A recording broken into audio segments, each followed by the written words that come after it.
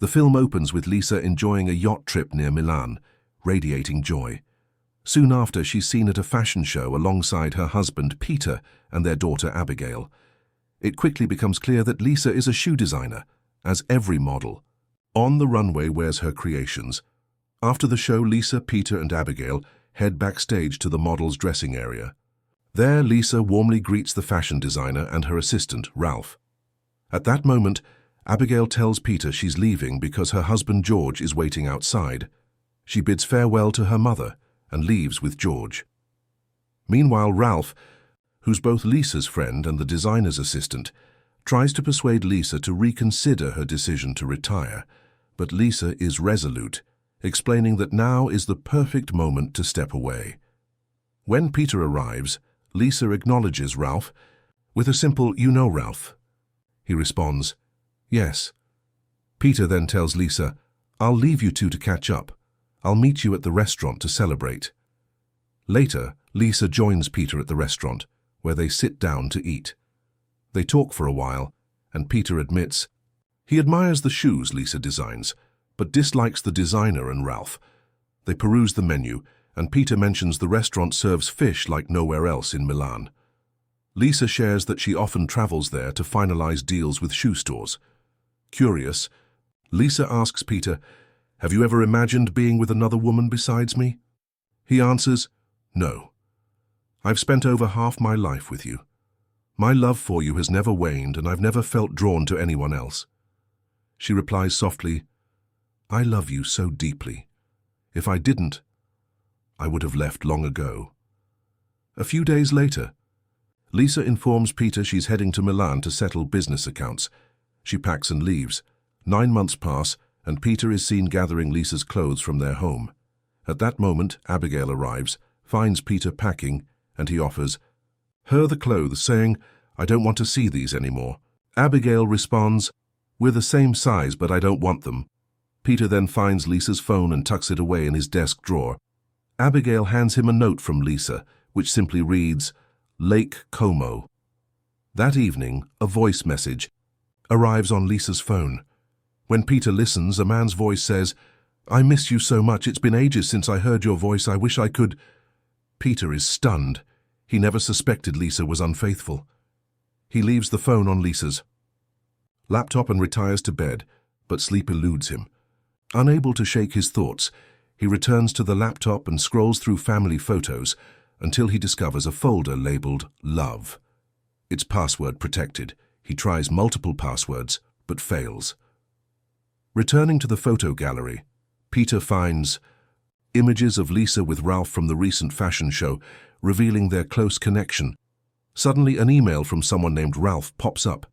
In it, Ralph reminds Lisa of their past love and urges her to abandon everything and come to him to reignite their romance. The next morning, Peter visits the fashion house and confronts Ralph. "Were you involved with Lisa?" Ralph denies any relationship, but admits he wished they were closer, telling Peter, "You're not right for her. I don't know why she married you." The fashion house owner confides to Peter that she suspected Lisa was seeing someone else. But it wasn't Ralph. She has no idea who. Peter shares everything with Abigail, but she refuses to believe him, saying, "I won't let you disrespect my mother." She prepares a room for him to stay, but as soon as she leaves, Peter quietly slips out. Back at his company, Peter sends Ralph a chilling message. "The woman you wrote to no longer exists." The following morning, Peter calls for Joy, the company's cybersecurity expert. He hands her the suspicious email address and asks her to track down the sender. When she asks if he plans to confront the person, he grimly replies, "I intend to kill him." She assumes he's joking, but promises to find all relevant information. Peter stays late at work. Another email from Ralph arrives, declaring that love never truly ends, and reminiscing about the memories they shared. He's delighted Lisa responded to his first email. Peter then asks the company's security manager, a former officer, "Where can I get a gun?" The man refuses to help. Determined, Peter tries different passwords to unlock the Love folder on Lisa's laptop. Finally, Lake Co works, revealing pictures of Lisa with another man in Milan. Meeting at restaurants, spending time by the lake and in a hotel room. The images confirm Lisa's affair. Joyce sends Peter the sender's details, Ralph Cortez, 36, living on 36th Street in Milan. Peter instructs his secretary to book a flight and hotel. Arriving in Milan, Peter goes to Ralph's building, but the gate is locked. He waits until a resident opens it, then sneaks inside. Unable to find Ralph's name on the mailboxes, he heads upstairs and waits near the apartments. Eventually, Ralph emerges. Peter follows him into a cafe and spots him playing chess in a quiet corner. Peter remains silent, watching from a distance. Meanwhile, Abigail grows worried and tries calling Peter, but he doesn't answer. That night, Peter flips through photos of Lisa and Ralph, seeing how happy she appeared with him. Sleep evades him. The next morning, Peter arrives early at the cafe, sitting alone at Ralph's usual chess table. When Ralph arrives, Peter invites him for a game, which Ralph accepts. As they play, Ralph reveals his background: an English mother, Spanish father, a restless spirit who loves traveling to London and New York. Peter receives a message from Abigail, checking in. Curious, Peter asks about Ralph's travels in England. Ralph says he visited Cambridge and met a woman there, but actually it was in Milan. He describes her, a shoe designer wearing stunning red shoes.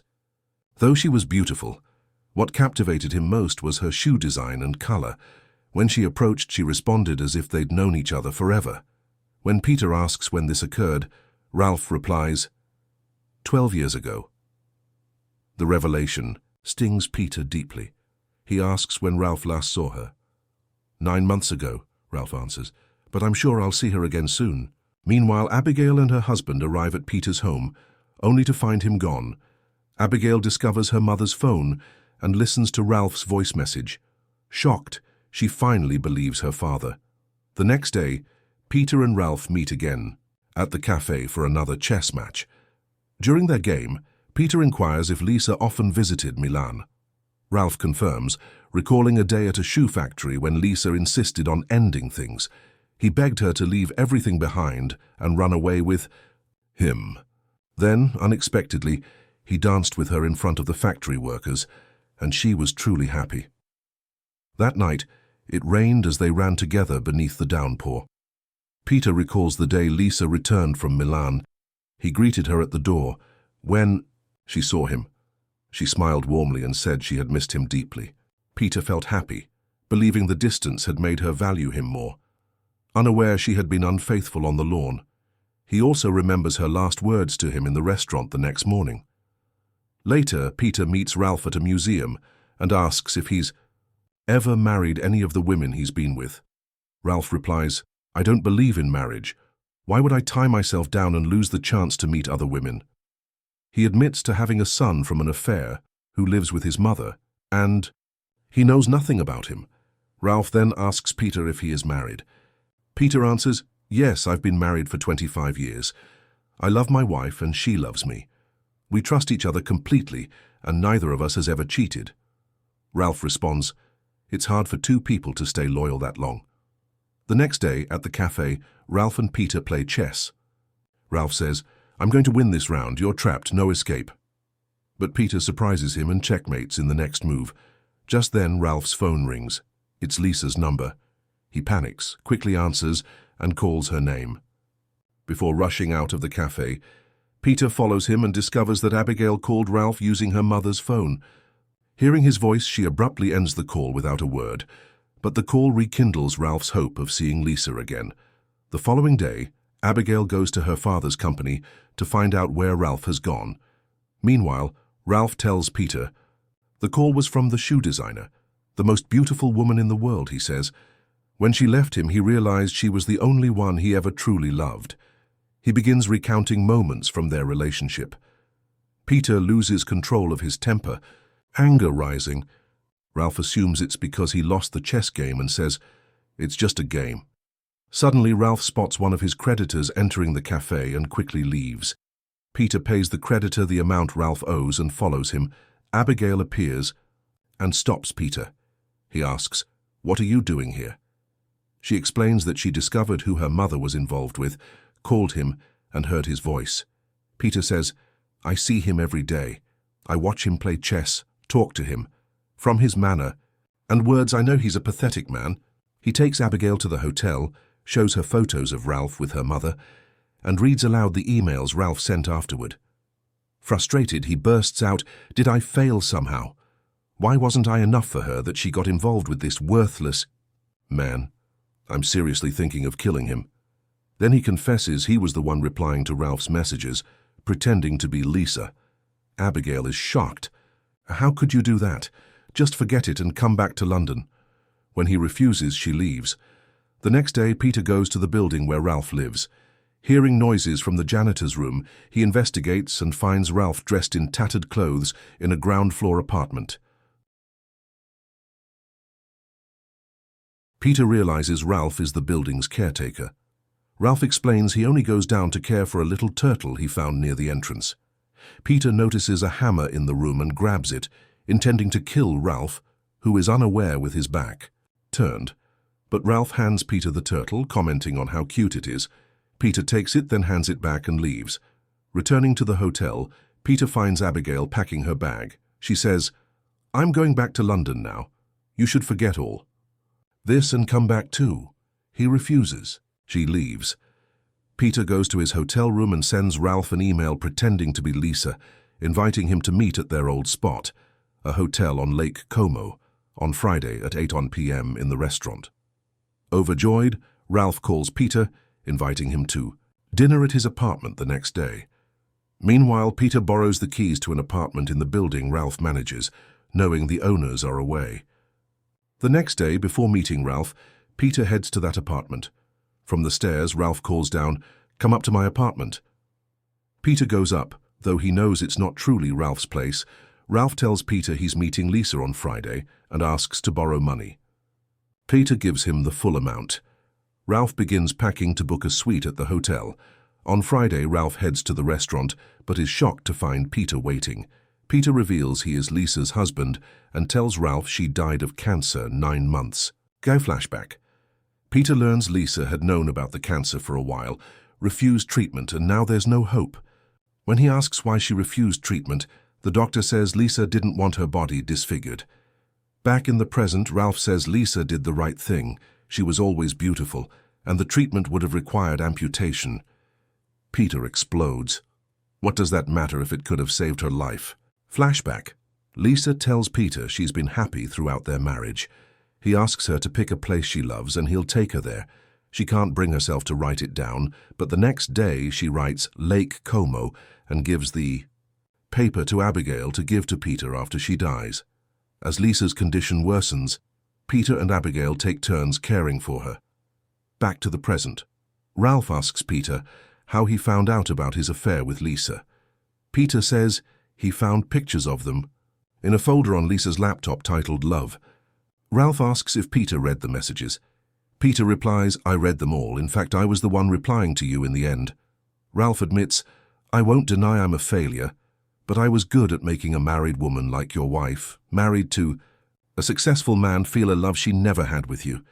Maybe you got your revenge, but I lived the best moments of my life with her. I paid off my debts. She was truly happy with me. Thank you for the money you gave me. It bought me this suit and a suite in this fancy hotel.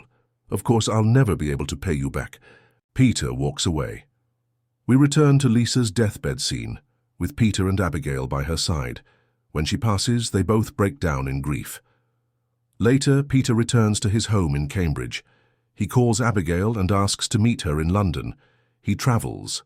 There, after learning Ralph is in town.